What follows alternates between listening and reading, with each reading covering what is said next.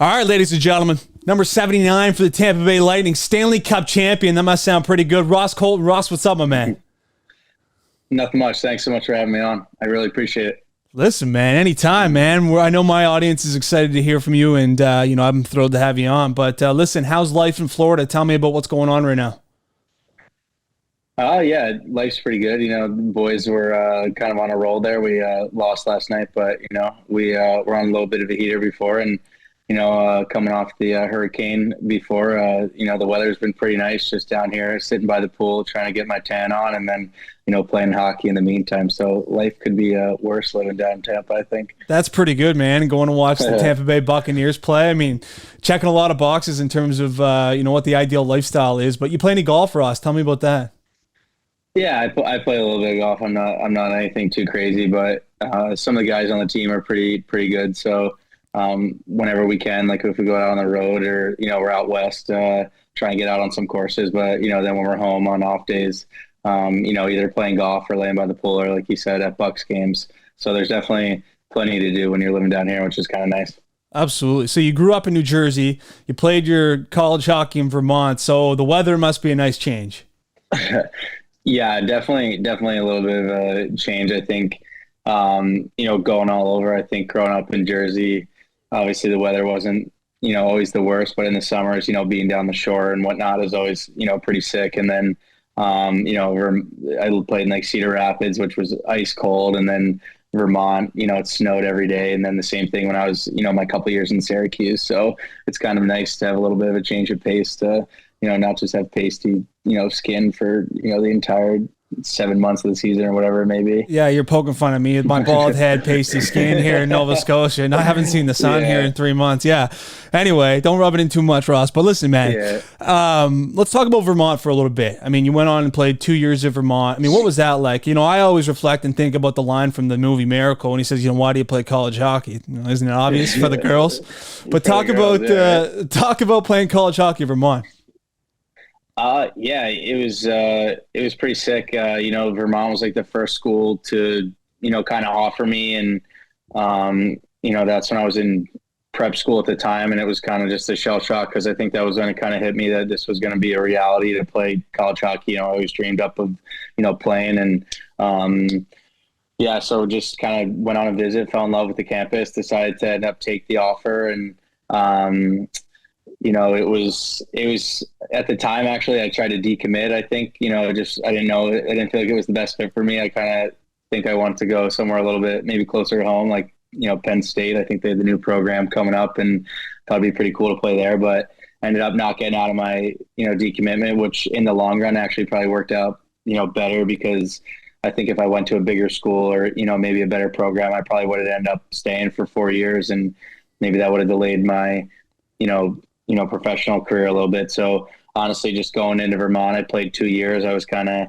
maybe, the, big fish in the small pond to say, cause at the time we didn't have my first year, my freshman year, we had a really good team. We probably should have made the tournament, but I think we came up like 1 win shy. And then my sophomore year, we lost a lot of, veteran leaders and it was kind of a bunch of new guys coming in, learning the program that, we struggled a little bit, but I had a great group of friends, great group of guys. And, I'm not even just saying this that I'm biased, but going there, like, it's got to be one of the best places to play in college hockey. Like, the atmosphere of the rink is unbelievable. They sell out every game, even when, we weren't the best. And, it's a great school. And, the town of Burlington, being right on the water, it's beautiful in the summer. And then, it's great time, like, going out and stuff. So, nothing but great things to say about my time there, but it's just a weird process of how I got there. Absolutely. Well, listen, so in the hierarchy of things, like I think about the SEC schools like Alabama and football is kind of the, the top of you're the big man on campus when you're a football player in the SEC. What about University of Vermont? Being on the hockey team, pretty good perks? Yeah, I would say so. They got the cool bars that, you kind of get to cut the line to, make you feel cool. And, when in reality you really aren't, but, that always made you feel, kind of nice. But the basketball team was always really good too. So, they always made the tournament and they always won their conference title. And then the lacrosse team and soccer team was pretty good too. So it's nothing crazy like, the football teams and, these schools down south or whatnot. But for the conference, I think it's like America East or whatnot. Like those other sports are always really good too. So You wouldn't think that, the University of Vermont just breeds out, good athletes in all these different sports, but they actually do, which is it's always pretty cool to see, because you can kind of go to any game, throughout the, 3 seasons and whatnot, and you're going to find some good action. Cool, man. Well, you're a testament to Vermont breeding good athletes, man. And you should take pride in that, man. Listen, so you played 2 full seasons in the AHL. Talk about the biggest jump from the AHL from university hockey. I mean, what was that jump like? Was it much faster? Were the boys, bigger, stronger? Talk about the biggest differences between college hockey and the AHL. Yeah, I think that's probably been my biggest jump so far, I'd say, from any level. I think the thing with college is just, you play like 30 games. So it's like, there's so much time like in the weight room and away from the rink that, I don't know. I feel like it's harder on your body because you're in the gym so much that, I'd rather just obviously be on the ice playing games. So, going from playing, I think like my sophomore year, maybe I think we played like 30 games to then that next year playing like 82. And then plus playoffs is like, that's like a massive jump. And that's kind of, besides juniors, which isn't obviously is grueling because it's a little bit more skilled and whatnot, that was probably the biggest jump. And then just pretty much just learning how to be a professional. I think, you growing up in juniors and whatnot, and even in college, like we talked about before, is kind of, you're being the big dog. You can kind of do what you want. And then you get to that next level and it's kind of a slap in the face or like a look in the mirror that, wow, there's a lot of guys that are way, way better than me that I kind of need to grow to my game a little bit and kind of add some different pieces. And that's kind of what I learned in Syracuse was, I'm not going to be this skilled guy that could dance around and kind of do whatever I want. I kind of had to learn to, win faceoffs, kill penalties, be a little bit more physical and kind of do things other than just score goals to kind of be successful at the next level. And I give a lot of credit to the coach in Syracuse, Ben Grew, who kind of did wonders for me in that. And he was really, really tough on us my first year, and kind of at times was like, holy crap, what did I get myself into? But in the long run and looking back now, it was definitely it was huge for me. That's incredible. So then fast forward, you take the jump in 2020 and 2021 to the NHL, to the National League. And your first game, you become the second Tampa Bay Lightning in the history of the franchise to score a game-winning goal in your first game. Walk me through that goal. Yeah, that was it was pretty special. I think I remember getting called up, first I get sent down. I was pretty pissed about it. I thought I had a pretty good camp and didn't know like when my time was going to come. So I felt like, I had done so much in that COVID off season to work and better my game that I thought I deserved to be there. So was definitely a little hurt. And then I got called up like 3 games in. And I remember I was nervous because it was like the peak of COVID and whatnot. And there weren't really fans in the stands. It was only limited. So I wasn't sure if my parents were going to be able to get down there. So I was fortunate enough to have my mom, my dad, my brother, my grandma, a couple of my buddies, and I think my aunt and uncle were there. And I think it was like my second shift that, Victor Hedman comes wheeling around the net. And, I just always say like, at a young age, they say, go to the front of the net. So, when a guy like that has the puck, I'm kind of just doing whatever I can to get open. And he wheeled around, threw one in front. I think I fanned on it a little bit, honestly, and just fortunate enough kind of had a tap in right in front of the net. And kind of was like, holy crap, like, did I just actually score? And especially assisted from Victor Hedman. So, and there's a pretty cool picture. I have it hanging up in my, my room back home. It's just like pretty cool. Like, I think it was like Stammer was out there, Hetty was out there, me. So just to be on the ice or, and be a part of that was, something special. And especially to have my family and, friends there just makes it all that much better.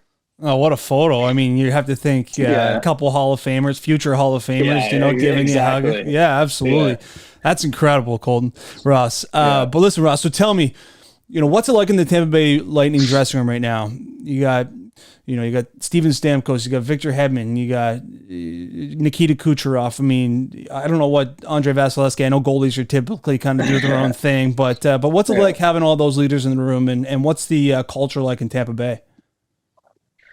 Yeah, it's pretty honestly unbelievable. Like, just from the day I got here, it's just so professional. And, these guys are like Hall of Famers, and for a reason. Like, they don't just show up, kind of mail it in and just say, like, I'm going to do whatever. Like, they put in so much extra work, and whether it's video or, before practice, after practice, in the weight room, like, treating their bodies right. Like, that's why I think Tampa Bay has such a, culture of winning, is because these guys do the little things right.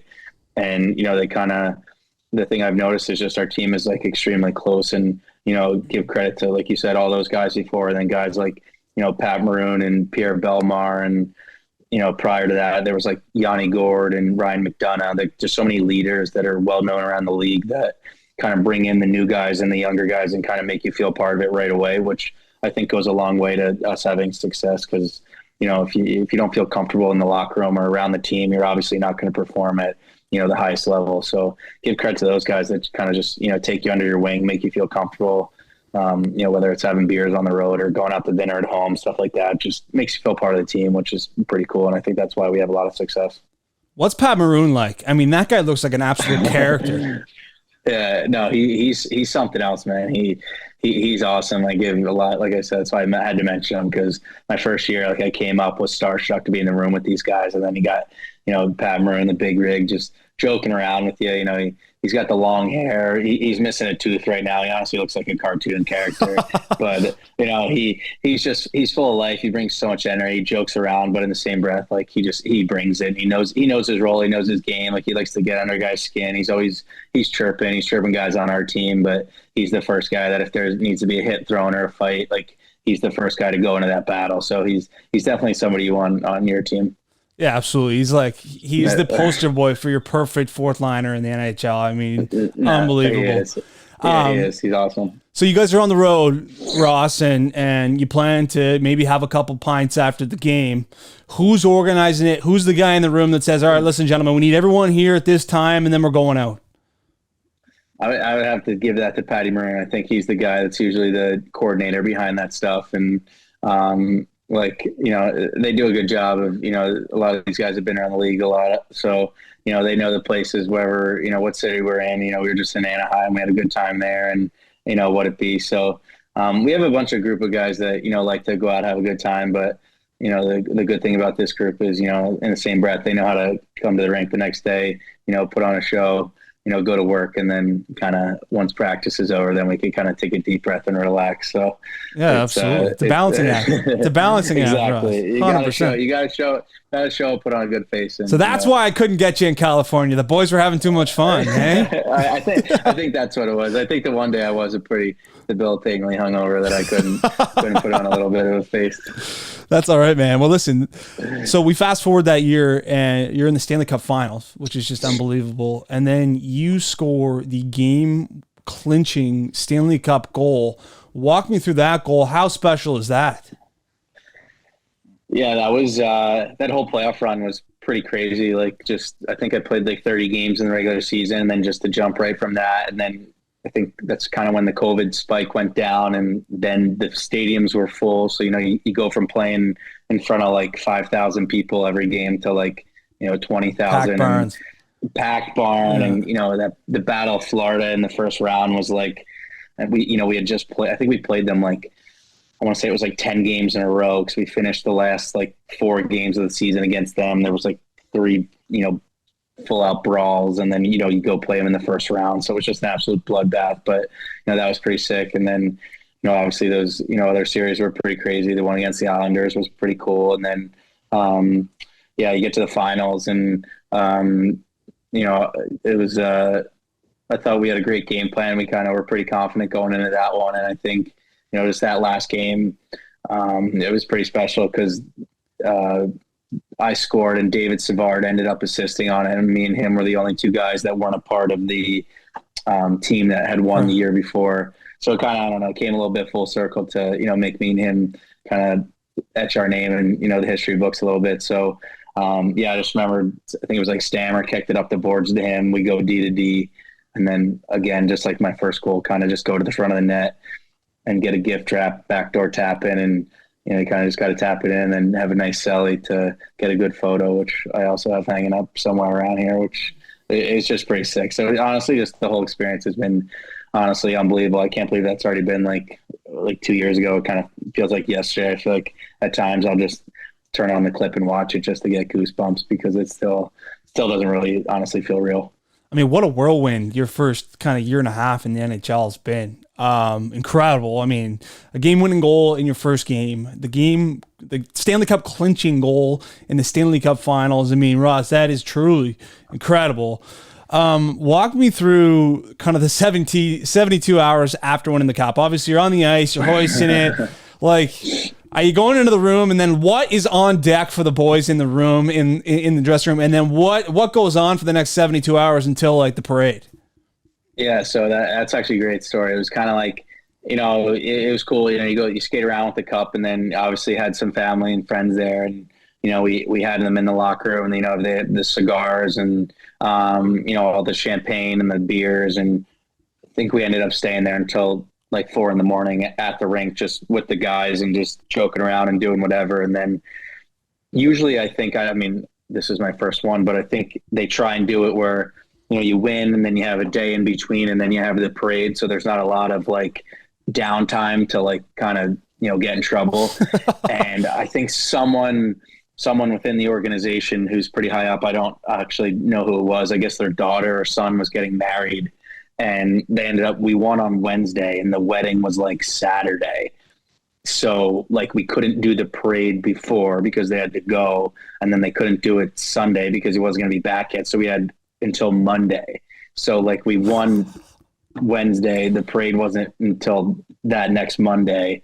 So there was like 5 days or whatever that may be in between. So like every night was just like basically a shit show of like, you'd sleep until 12 o'clock, wake up, go get, mimosas somewhere, bring the cup. And then, we had a full like team dinner every night at a different, unbelievable place, get a party bus to the bars, and then, be the celebrity. It was the great experience at night for like 5 days straight, where I definitely had COVID. My body was like shutting down. Like I remember I had no voice for like a month after that. Like we have a great picture of like, I forget what day it was in between, but like we hired like an IV service to come to one of the apartments, and there was like 10 of us. Like there was like 10 of us sitting there. We have IVs hooked up, and then we're drinking like high noons as she's filling us up. And the poor lady who's like doing that, she's like, "You probably shouldn't do that. Like that's not good." And we're like, "Yeah, what if you only knew what our last couple of days have been like?" Yeah. So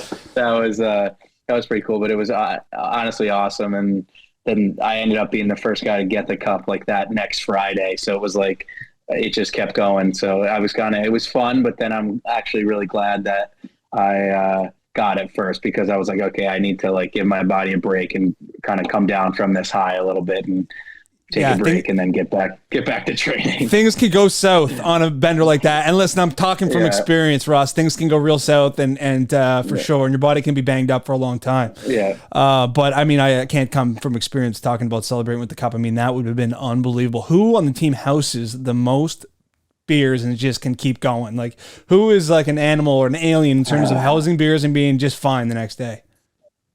That's tough. Obviously you can give Patty Maroon credit. Like he's one of those guys, but then I think undercover, like Cooch was obviously probably the star of, both of the shows, and, with the number one bullshit and, taking his shirt off, like after in the post game speech, he had his shirt off, he's got the hairy chest, and just giving the Vazzy the praise he deserves and whatnot. So, there's a bunch of guys, but I would say those two were probably the stars of the show, in my opinion, of everything, which was, pretty cool. Absolutely. So Ross, you get the cup on the Friday. What'd you do with it? What was the day like with the cup?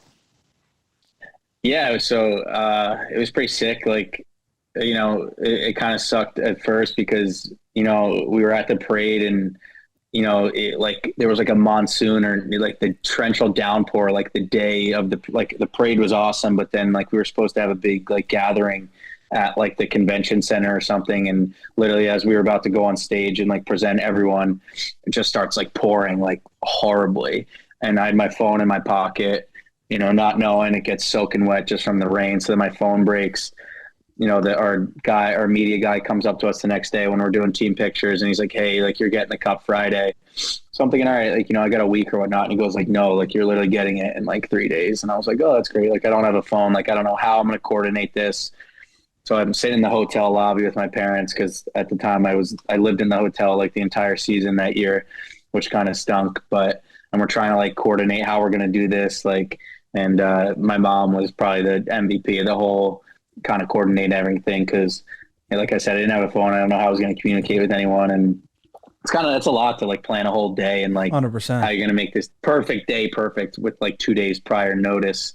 And I was like really hungover still. So I wasn't like much help at all. But we ended up flying home. I got the cup like Friday morning, and I took it to like my local rink where like I skate in the summer, and a bunch of kids and fans came, and we signed like that for a couple hours, and then my like town of Robbinsville kind of called it like Ross Colton Day, and we went to like the town center, like where the big lake is in the middle, and kind of same thing, did like pictures, autograph signing, and then being from like the Jersey Shore and stuff, we took it down the shore for like a kind of more like family party at night with just family friends.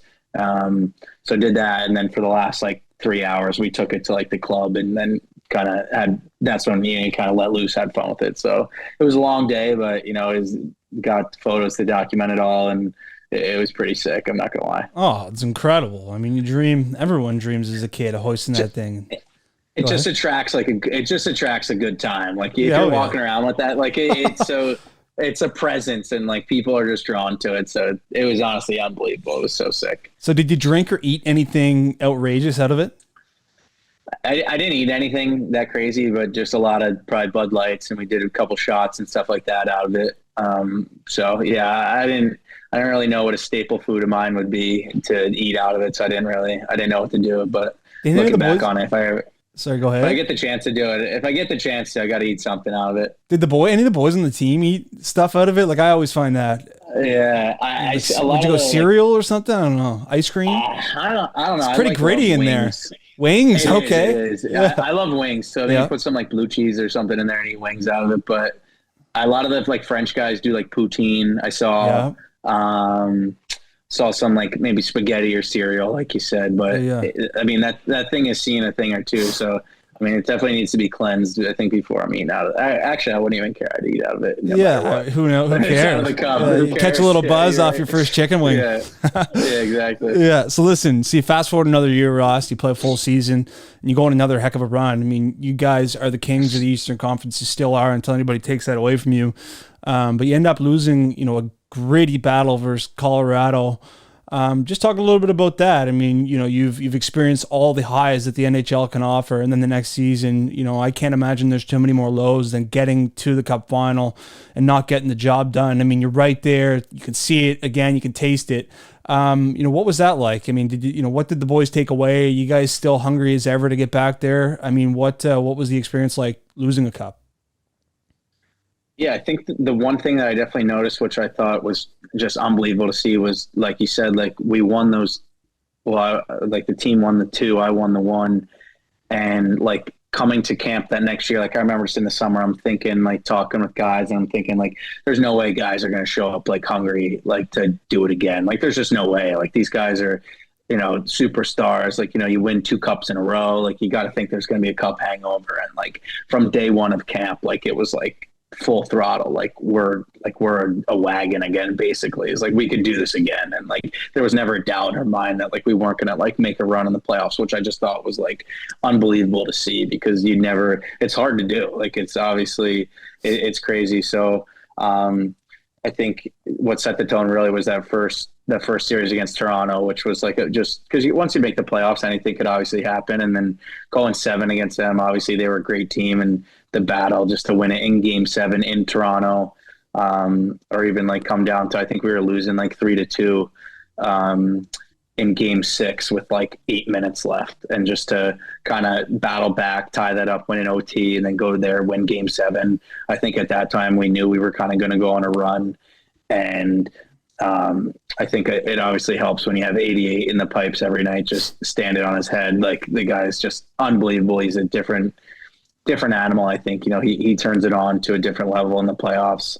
But I mean, it was unfortunate. Colorado had a really good team. And like you said, it was a tough battle. That Ranger series was, tough on us. You can't make excuses, but I think losing Braden Point obviously hurt us a little bit. And, he's one of the leaders on our team, and, the engine of that, Cooch line. So, it hurt, but, credit to them. They had a really good team, and they definitely deserve to win. So, I see the hunger in these guys again. Coming up short obviously hurts and it stings, but we've been off to a pretty good start here. So excited just to keep building and, see what happens. Yeah, absolutely. And you've been off to a pretty good start too. 3-3 off the get-go. I was watching your game versus Senators. You had a little short side, almost sniped short side, just missed, and run one off the bar against Carolina, scored in the shootout. So you've been playing well yourself, Ross. So I've been enjoying watching. Listen, talk a little bit about playing in the NHL. The lifestyle. What are some of the rinks that you're like? You go into the building, you're like, okay, this is gonna be loud and this is gonna be fun to play in. I mean, there's there a few rinks that come to mind? Yeah, I think that's tough. There's a bunch that I think are pretty sick. I think the one that really stood out to me last year was I thought Vegas was like unbelievable. Like, I mean, I thought it was pretty cool. It was, going there, like you're sitting at the tables like the day before having fun. and then you go to the game and then like there's like they have like the dancers like on the glass and warm ups and like they basically like put on a show for the game, which I thought was, and it was like really really loud, which I thought was like sick. And then I love playing Chicago. I think Chicago is just a sick arena, like so much history there. And I love that city too. I think it's away from the rink. There's good restaurants, there's stuff going on. It's pretty cool. And then if I had to pick one more, I would say, I don't know, maybe I'm biased, but playing in MSG, like, I don't know, growing up, I was always a Devils fan and, wasn't always the biggest fan of the Rangers, and I loved the rivalry. And then playing there, especially like the first game this year, or even like in the playoffs last year, was like unbelievable. Like just goosebumps. Like I remember in the summer, like my dad and my brother and I went to a concert there. I think we saw the Eagles play, and we were like on the floor and just looking up. We're like, wow, this is like crazy. Like it doesn't look as big as it is. And then like once you're down there, like you're like, holy crap, like this is huge. And just, you get chills, during the anthem, and, that's just what fires you up. So I would say those are three pretty sick ranks. Yeah, absolutely. I mean, there can't be too many other than the Arizona State University Coyotes. There can't be too many bad barns to play in around the league. I think that'd be pretty sick. ASU. Get all the college girls in there watching. Yeah, that's what I'm saying. Going to a frat party post game. That's right. Sick. I mean, there definitely could be some benefits in playing at the Arizona State, because I'm hearing too, through the grapevine. I haven't experienced it firsthand, but there are some good looking females at Arizona State University. So. I'm sure there is. I mean, maybe we'll have to check in with you once you play on the road in Arizona. We'll see. We'll check in and see if there was anything going on worth noting in the crowd. But listen, you hear lots being outside the NHL about the board. The boys putting money up on the board. I want to hear, like, is there a story in your dressing room, any game maybe kind of outside the playoffs that the boys put some money up on the board, or an outrageous amount of money up on the board, and we're like, okay, like, let's rock and roll. And I'm assuming that if you win, then the board money goes to a night out for the boys. So far in my career, I would say, like, I haven't had anything crazy like that. I think the only thing that I've really noticed is, like, when I played in the American League, like, I put like $100 up, and then I think it was like my first game, like after we won, like guys were putting up like, I want to say like 5 to like 10 grand. And I'm like, holy, like I can't match that. Like, I can't do that. Yeah. Like, so like, I mean, obviously there's like big name guys. Yeah. Like Stammer, you're making 8 bananas, buddy. Like I can't. Yeah. Like that was the only thing I really noticed so far in my career, or anything like funny or like crazy, where I was like shell shocked, where I was like I can't do that. But it's just, that was funny, like coming from, Syracuse, like barely like, I'll put 200 up tonight, like I'm feeling crazy. And then you come here and guys are throwing up like thousands of bucks. I was like, oh, that's crazy. It's crazy. Yeah. Well, listen, Ross, man, it's been an absolute pleasure to have you come on the Daily Intermission podcast, chat about your time in the NHL, and hopefully we can do it again sometime down the road. Everybody listening, make sure you go follow Ross Colton on Instagram. I'm not sure if he's on Twitter, but I know he's on the gram. So go make sure you give him a follow on the gram. And listen, Ross, we'll catch up down the road, man. Good luck with the best of your season. I'm excited to watch the Lightning go on a 4th run in a row. No, thanks so much for having me on. I definitely got to come back on again. That was fun.